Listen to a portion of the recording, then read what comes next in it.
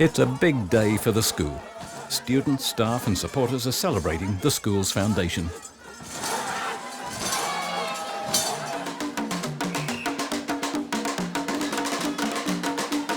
It's a great way for the students to share their heritage with classmates from different areas of Tanzania.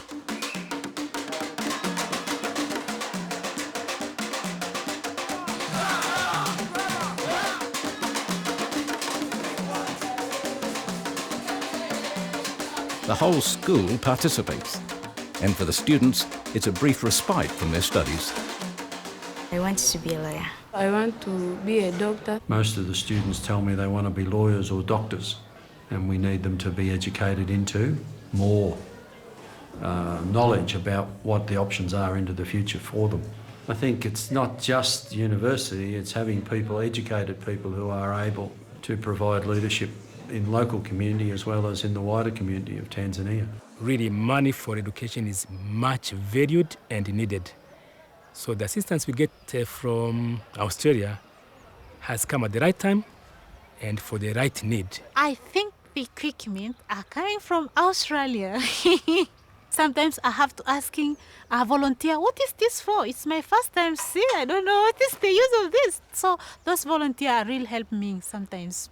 The good thing about Edmund Rice Sinon is that whilst, you know, all the policemen and the ministers and all these people want to send their kids there, there's that component of local people who can't pay, who are still admitted on a yearly basis. About a quarter of our kids would be sponsored. And Frank has done a wonderful job in finding scholarship money for them right throughout Australia. 40 of them are from the Christian Brothers Foundation in Melbourne, and then the rest from different volunteers who have come through their families and so on.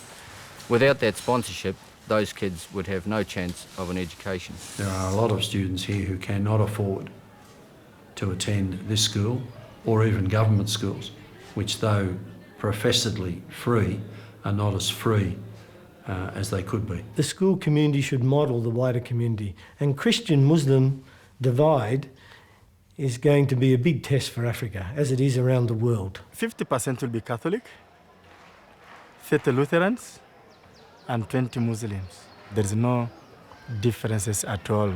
Just we have accepted all the students as equal.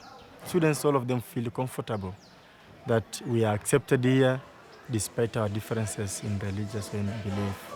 And we learnt to live and celebrate, even in terms of major feast days, and even people of different faiths learnt to celebrate. And if we could create harmony there and respect and understanding, that was going to be a gift for the wider community. Before, we were only taking the students coming from Arusha area, but now we are taking all over the Tanzania. Its reputation is that it's come from nothing to something in such a short time, and now you want everybody sending their kids there. Schools like this, like Edmund Rice, where we teach students not to be corrupt. The country at the moment, there are a lot of things which are happening, and sometimes we feel maybe those people, those leaders, who are not taught well.